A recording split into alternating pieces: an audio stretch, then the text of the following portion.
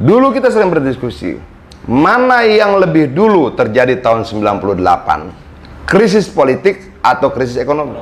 Nah, sebagian teman-teman mengatakan krisis ekonomi. Kalau gue bilang tidak. Krisis politik dulu terjadi. Masa depan kita gemilang dan cerah, walaupun ada sedikit usaha-usaha entah dari mana, ya kan, untuk selalu menurunkan semangat dan masa depan, semangat dan harapan daripada anak-anak muda kita. Karena dari 13 tuntutan yang disampaikan oleh kau anak-anak mahasiswa ini, semuanya daging, Bang. Daging semua ini barang. Saya bacakan. 1, ciptakan pendidikan gratis, ilmiah dan demokratis. Menteri Keuangan membantah ada pemotongan. Ya, untuk yang existing mungkin nggak dipotong. Saya pendukung Pak Jokowi, jadi saya akan melihat ini Indonesia lagi terang nih. Kalau Anda melihat itu gelap, ya oke gitu ya. Dan karena Anda pasti punya argumen yang bisa Anda pertanggungjawabkan. Tapi krisis politik itu embrionya tahun 96, tahun 97 Ibu Megawati mengatakan tidak ikut pemilu. Legitimasi pemilu menjadi berkurang. Tak, itu krisis politik pertama. Saya tegaskan di sini tidak benar dan kita akan maju terus. Biar anjing menggonggong, kita akan maju terus. Kita akan bangun masa depan yang gemilang. Tapi berapa yang nambah untuk 2025? KIP kuliah dan PIP nggak dikasih tahu. Kan nggak dikasih tahu. 2024 aja udah dipotong, Bang, penerima manfaat itu. Tapi nggak dijelasin. Dan saya yakin tadi Bung Deddy Sitorus tuh bercanda sebetulnya ketika dia bilang gelap gitu ya. Karena jangan gitu ya. Kalian itu jangan ketika menghadapi keputusasaan gitu ya. Kayaknya nggak ada yang bisa berubah nih. Nggak bisa tuh jawab gelap. Yang saya maksud dengan gelap itu adalah kita tidak tahu sebenarnya ujungnya mau kemana sih. Karena tidak ada penjelasan yang komprehensif. Karena belum. 2024, 2029, 2034 ini adalah momentum yang sangat menentukan Indonesia bisa melompat maju atau tidak. Sehingga dibutuhkan kepemimpinan nasional yang kuat. Stabilitas politik itu antibodi, Bos. Kalau antibodi lu kuat, oke, virus manapun datang, dia tidak akan bertahan lama. Antibodi kita tahun 97-98 itu tidak kuat. Kenapa? Stabilitas politiknya rusak. Oke, terjadi krisis politik, krisis kepercayaan, krisis kepercayaan terhadap hukum, terhadap ekonomi dan sebagainya. Dan saya katakan Indonesia akan berhasil menjadi negara makmur, saudara-saudara sekalian. Yang melihat Indonesia gelap itu siapa? Soal Tukin tadi, Bu Leli. Kemarin adik-adik ini demo banyak yang bisikin, tolong perjuangkan kami juga. Tukin dosen gak ada keluar. No.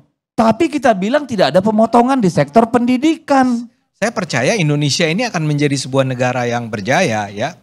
Dan saya yakin Pak Prabowo dan kawan-kawan itu di rumah sana atau di kantor sana itu tidak anti terhadap kalian pasti. Indonesia di atas Jerman nih, di atas Jepang, di atas Inggris, di atas Perancis. Kok Indonesia gelap? Ya, mereka pasti melihat bahwa anak-anak ini, anak-anak muda ini punya kritik yang bagus nih terhadap kita semua, ya. Tapi saya akan beri catatan kemudian ya setelah mengatakan ini. Banyak rakyat gelisah terhadap situasi sekarang. Kenapa mereka harus gelisah sama situasi sekarang? Karena situasi sekarang akan menentukan masa depan mereka. Jadi kalau kemudian mahasiswa gelisah, ya harus gelisah, masa nggak gelisah? Persatuan yang kuat, kekompakan yang kuat tanpa. Tadi yang ditampilkan tadi pencak silat tadi benar. Karena ketuanya Pak Prabowo. Saya betul-betul sedih ketika kemudian nih buzzer-buzzer bayaran ini, saya nggak tahu apakah itu tanda kutip buzzer arahan istana atau buzzer-buzzer yang dari dulu itu mendukung Jokowi, tapi berusaha mendowngrade gerakan anak-anak nurani bangsa ini. Ini mahasewa, bayaran, diorder oleh PDI Perjuangan. Kita selalu diajarkan untuk siapkan pesan secara terfokus. Ya, jangan terlalu banyak pesan yang dilempar. Karena kalau Anda lontarkan terlalu banyak pesan, orang tuh akan kehilangan distracted. Ini ada 13 loh. Kalau ditanya mana yang paling penting, kalau saya duga sih yang nomor 1. Saya duga ya. Kita melihat rencana-rencana ke depan sangat menjanjikan. Puluhan ribu lapangan kerja akan terwujud. Bahkan saya baru mimpin rapat perencanaan di Kabinet Merah Putih. Investasi yang kita akan laksanakan mulai tahun ini, nanti buahnya adalah hilirisasi, supaya nilai tambah semua bahan baku kita bisa dinikmati oleh seluruh rakyat Indonesia. Juga lapangan kerja yang kita hitung, lapangan kerja dalam 5 tahun yang akan datang akan mencapai 8 juta lapangan kerja. Membawa optimisme kepada kita semua. Masa depan kita gemilang dan cerah, walaupun ada sedikit usaha-usaha entah dari mana, ya kan, untuk selalu menurunkan semangat dan masa depan, semangat dan harapan daripada anak-anak muda kita. Saya tegaskan di sini, tidak benar, dan kita akan maju terus. Biar anjing menggonggong, kita akan maju terus. Kita akan bangun masa depan yang gemilang. Indeks harga saham gabungan turun sampai 7,11% karena Sri Mulyani rumorsnya mau mundur. Sri Mulyani segera konferensi pers. Berubah? Kagak. Yeah. Artinya problemnya tidak di situ dong. Problemnya tidak di rumor Sri Mulyani mau mundur. DPR ramai-ramai datang ke Bursa Efek. Ngaruh? Kagak tuh. Ini problem trust. Perbaiki trustnya, maka dia akan pulih. Oke. Lalu, dulu kita sering berdiskusi, mana yang lebih dulu terjadi tahun 98? Krisis politik atau krisis ekonomi? Nah, sebagian teman-teman mengatakan krisis ekonomi. Kalau gue bilang tidak. Krisis politik dulu terjadi. Krisis politik itu embrionya tahun 96, tahun 97, Ibu Megawati mengatakan tidak ikut pemilu. Legitimasi pemilu menjadi berkurang. Tak, itu krisis politik pertama. Stabilitas politik itu antibodi, bos. Kalau antibodi lu kuat, oke, virus manapun datang, dia tidak akan bertahan lama. Antibodi kita tahun 97-98 itu tidak kuat. Kenapa? Stabilitas politiknya rusak. Oke, terjadi krisis politik, krisis kepercayaan, krisis kepercayaan terhadap hukum, terhadap ekonomi, dan sebagainya. Indonesia nggak gelap, justru semakin terang. Belakangan ini ada narasi Indonesia gelap yang berusaha dibangun oleh pihak-pihak tertentu, seolah-olah negara ini dalam kondisi buruk. Faktanya justru banyak langkah konkret yang membawa dampak positif bagi rakyat. Beberapa di antaranya adalah makanan bergizi gratis, penghapusan utang UMKM, peningkatan kesejahteraan guru, kenaikan upah minimum nasional, penurunan harga tiket pesawat, penurunan biaya haji, pemeriksaan kesehatan gratis, dan efisiensi anggaran. Dengan sederet kebijakan ini, sulit untuk mengatakan bahwa Indonesia dalam kondisi buruk. Justru pemerintahan saat ini berfokus pada pembangunan yang nyata dan berpihak kepada rakyat. Namun di tengah berbagai keberhasilan ini, ada sekelompok mahasiswa yang turun ke jalan dengan membawa isu bahwa anggaran pendidikan dan kesehatan dipotong. Faktanya ini tidak benar.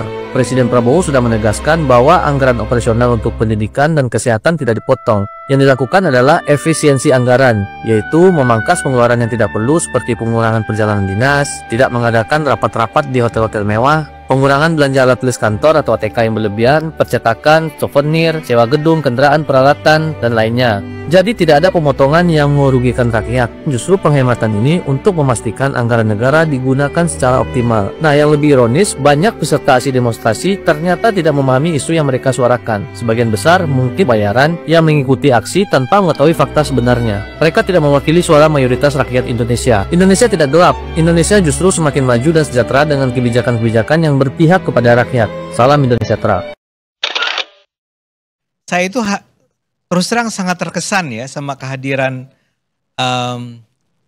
Fidela dan Satria ya sebagai wakil dari mahasiswa. Saya rasa Uni juga ya melihat bahwa anak jauh kita usianya ya, dan saya mantan dosen ya kan, udah di UI-nya udah pensiun. Jadi saya harus mengatakan bahwa dan saya berharap mudah-mudahan Pak Prabowo atau timnya itu nonton sekarang. Pak Jokowi dan segala macam nonton, dan saya akan mengatakan bahwa kita nggak usah khawatir kalau begitu dengan masa depan Indonesia. Ya. Tidak usah gelap ya Bang. Ya kalau buat kalau kader-kader bangsa seperti ini kan nggak usah gelap-gelap gitu loh. Terang-terang. Ya, terang. Itu, tapi kan saya kan pendukung Pak Prabowo. Saya pendukung Pak Jokowi. Jadi saya akan melihat ini Indonesia lagi terang nih. Kalau Anda melihat itu gelap, ya oke gitu ya. Dan karena Anda pasti punya argumen yang bisa Anda pertanggungjawabkan. Tapi saya melihat cara Anda menjelaskan, berargumentasi, dan beraksi itu adalah sesuatu yang harus diapresiasi. Banyak anggota kader-kader kita juga nggak pernah ke luar negeri. Benar ya?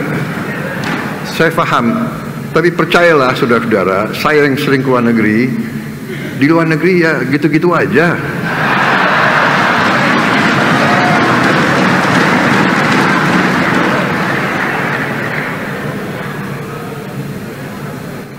Bapak yang sering, kami belum. Tapi rakyat masih butuh. Kita selesaikan dulu berapa tahun, kita tingkatkan kesejahteraan rakyat, rakyat kuat, rakyat sejahtera, anggaran cukup, dan saya katakan Indonesia akan berhasil menjadi negara makmur, saudara-saudara sekalian.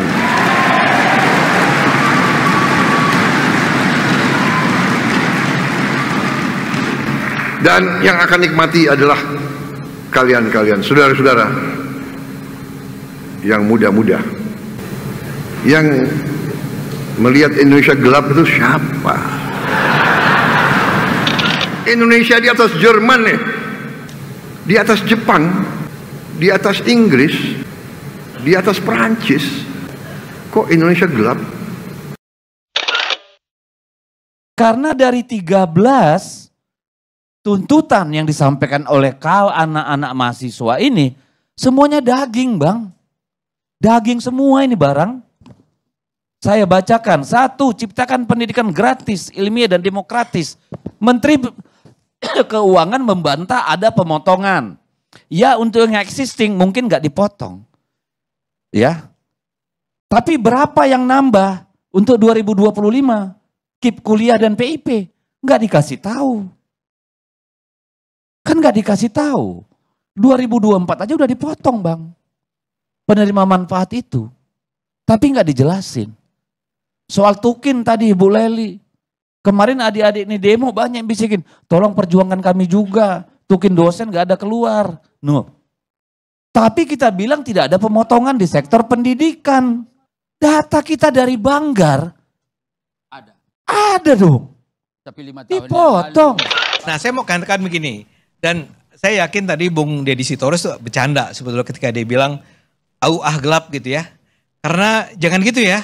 Kalian itu jangan ketika menghadapi keputusasaan gitu ya. Kayaknya nggak ada yang bisa berubah nih.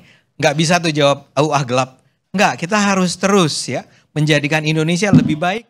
Sedikit aja Bang Ade. Yang saya maksud dengan gelap itu adalah kita tidak tahu sebenarnya ujungnya mau kemana sih.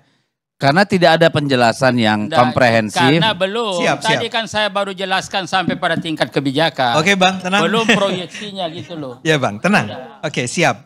Nggak, saya mau bilang bahwa kalau saja masyarakat sipil Indonesia itu peduli dengan apa yang terjadi di pemerintahan, kebijakan yang ada, dan kemudian menyuarakan pendapatnya secara kritis, saya percaya Indonesia ini akan menjadi sebuah negara yang berjaya ya.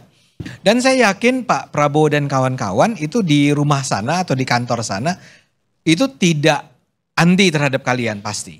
Ya, mereka pasti melihat bahwa anak-anak ini, anak-anak muda ini punya kritik yang bagus nih terhadap kita semua. Ya, tapi saya akan beri catatan kemudian ya setelah mengatakan ini. Oleh sebab itu sering saya sampaikan 2024. 2029, 2034 ini adalah momentum yang sangat menentukan Indonesia bisa melompat maju atau tidak. Sehingga dibutuhkan kepemimpinan nasional yang kuat, persatuan yang kuat, kekompakan yang kuat. Jadi yang ditampilkan tadi pencak silat tadi benar. Karena ketuanya Pak Prabowo. Banyak rakyat gelisah terhadap situasi sekarang. Kenapa mereka harus gelisah sama situasi sekarang? Karena situasi sekarang akan menentukan masa depan mereka. Jadi kalau kemudian mahasiswa gelisah, ya harus gelisah, masa nggak gelisah? Itu loh. Kenapa mereka gelisah? Mereka melihat hari ini misalnya banyak PHK. Oke, kalau hari ini banyak PHK, bagaimana ketika mereka lulus nanti? Ketika kemudian banyak teknologi yang menggantikan manusia. Artinya bahwa ruang lapangan pekerjaan akan semakin kecil 10 tahun ke depan, 5 tahun ke depan, dan sebagainya. Nah, lalu bagaimana situasi ekonomi ini? Kenapa itu terkait dengan kehidupan mereka di bangku kuliah? Nasib UKT-nya bagaimana, membayar bukunya bagaimana, dan sebagainya. Termasuk apakah masih ada beasiswa yang bisa mereka dapatkan, dan sebagainya, karena pemangkasan anggaran. Nah, mereka harus gelisah. Yang nggak gelisah itu yang aneh. Dan kemudian saya yakin mereka akan berpikir tentang kalau begitu apa yang harus kita lakukan, ya. Nah, dalam hal ini saya merasa bahwa mudah-mudahan saya nggak salah ya. Saya termasuk tadinya yang agak skeptis nih dengan gerakan Indonesia Gelap, dan saya menganggap ini apaan sih ya? Ada semacam yang tadi dikatakan oleh Bung Dedi maupun Bang Idrus kan bahwa ini orang bayaran nggak sih gitu ya? Karena misalnya saya kasih contoh nih, salah satu hal yang mengganggu saya ketika awal pertama, mudah-mudahan Satria terlibat sejak awal nggak? Saya duga dari awal kan Sat ya. Itu gugatannya agak beda sama yang 13. Ya nggak? Karena yang pertama saya ingat sekali, ada sekitar 6 atau 7 gugatan. Dan salah satunya adalah adili Jokowi. Ya itu yang membuat saya merasa, ini apa urusannya sih kok tiba-tiba meminta pemerintah mengadili Jokowi, ya. Tapi kalau sekarang saya menduga bahwa Anda tuh memang ketika melakukan gerakan ini sebetulnya agak terburu-buru. Mungkin bahkan sebagian orang menduga bahwa Anda itu turun lapangan kemarin itu kalau nggak salah sehari sesudah Prabowo bikin pidato di hari ulang tahunnya, betul nggak itu? Situasi gerakan mahasiswa selama kemudian dia berangkat dari kegelisahan hati itu, ya keren lah menurut gua. Itu loh. Ada kemiripan kegelisahan di 98 itu dengan yang sekarang kalau abang lihat? Kalau gua nonton, kalau gua nonton di YouTube, gua nonton di sosmed, gua nonton di TV gitu ya. Abang masih hidup, jaringan aktivisnya masih abang rawat sampai sekarang kan? Dari tapi abang dengar itu sama nggak frekuensinya? Misalnya yang kesan. Misalnya kemarin ada teman-teman dari fraksi PD Perjuangan tuh WhatsApp gua, "Yan, lu nggak pengen gabung?" Gue bilang sama mereka begini, kita harus berani membiarkan teman-teman sekarang ini, mahasiswa sekarang ini menorehkan sejarahnya sendiri. Kita tidak boleh sombong dengan merampas hak ini. Ada fenomena unik misalnya begini, ketika launching Danantara di Istana, kalau tidak salah itu yang diundang itu 800-an tokoh dari perguruan tinggi, menteri, pengusaha, dan sebagainya, tokoh-tokoh yang lain ya. Tapi beberapa jam ketika dia launching,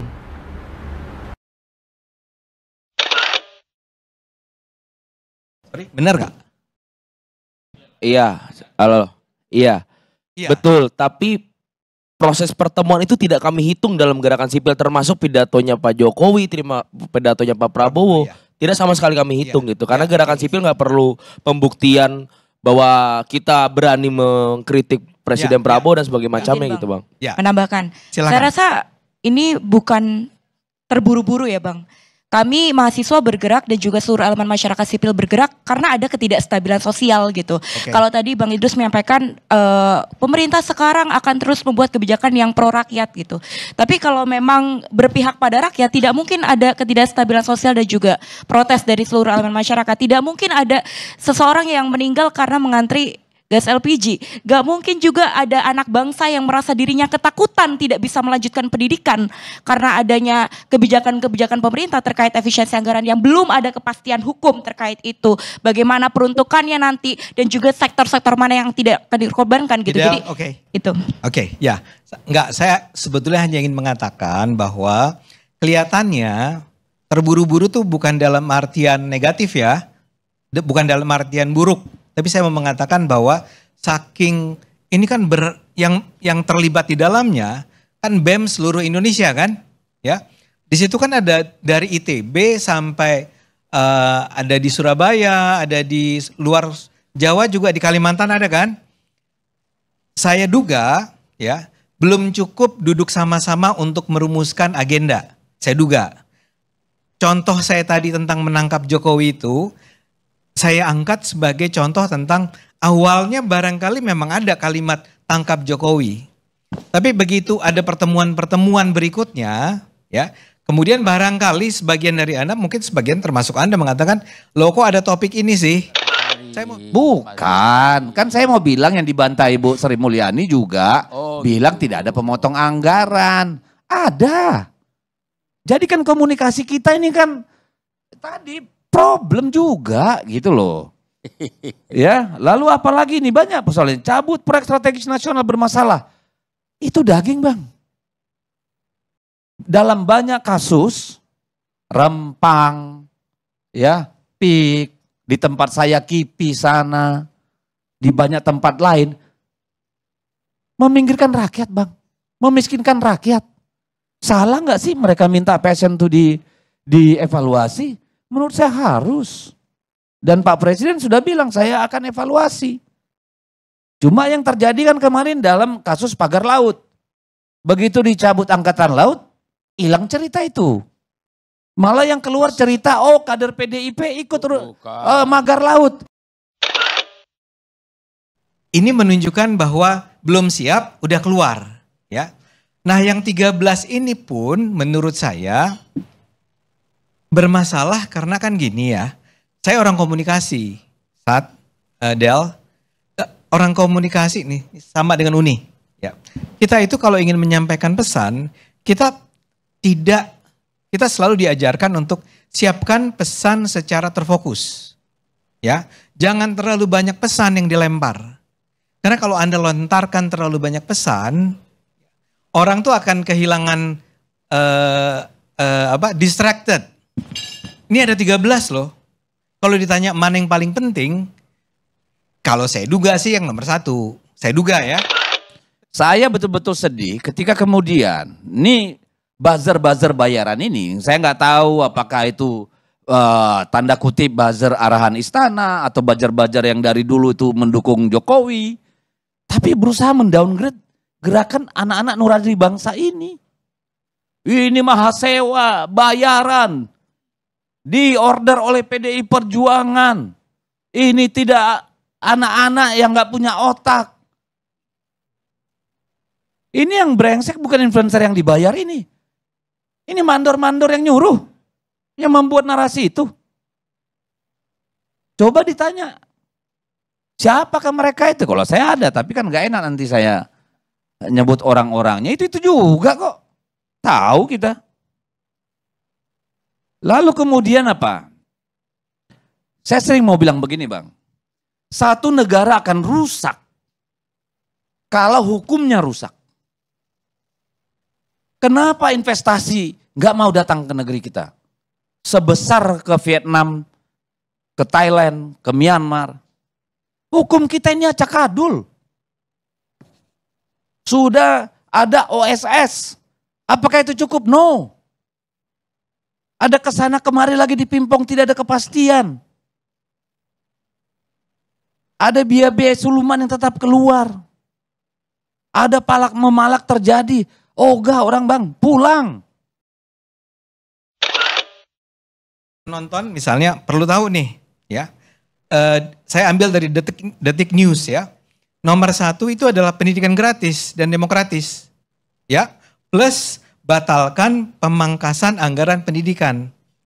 Itu yang 1. Nomor 2-nya cabut proyek strategis bermasalah. Jauh banget kan? Yang nomor 1 kemana, yang nomor 2 kemana? Wujudkan reformasi agraria sejati. Sejati atau apa ya. Terus nomor 3, tolak revisi Undang-Undang Minerba. Kalau saya jadi penguasa, ya saya akan tanya nih, dari sekian banyak nih, yang Anda prioritaskan yang mana?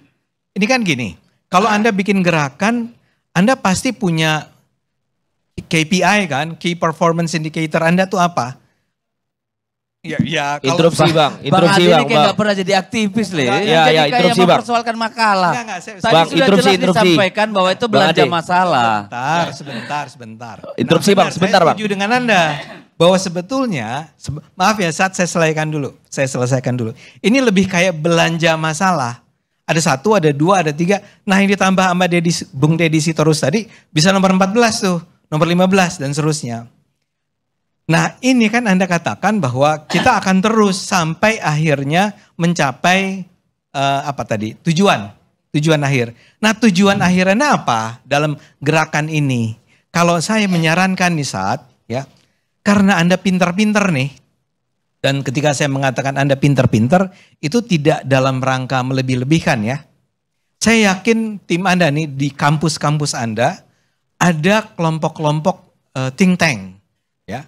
Dan think tank ini perlu merumuskan ke-13 masalah ini dalam sebuah perumusan masalah yang lebih dalam daripada sekedar nomor 3, tolak revisi Undang-Undang Minerba ya. Saya mau bilang kalau saya jadi pemerintah saya akan nanya ya, Del, kalau saya mau revisi Undang-Undang Minerba ya, Anda menyarankan apa? Ya. Kalau saya mau menghapuskan multifungsi TNI, tadi saya dikritik nih bukan ABRI kan ya. Tapi dialog itu ada nggak bang dibuka sama pemerintah untuk nanya spesifikasi dari teman kami? Nggak ada bang. Bagus, Anda bagus sekali. Saya ingin katakan pada pemerintah jangan a priori nih.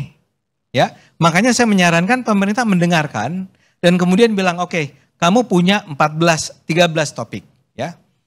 Yang kita minta ke pemerintah buka dialog untuk masing-masing topik, untuk masing-masing isu.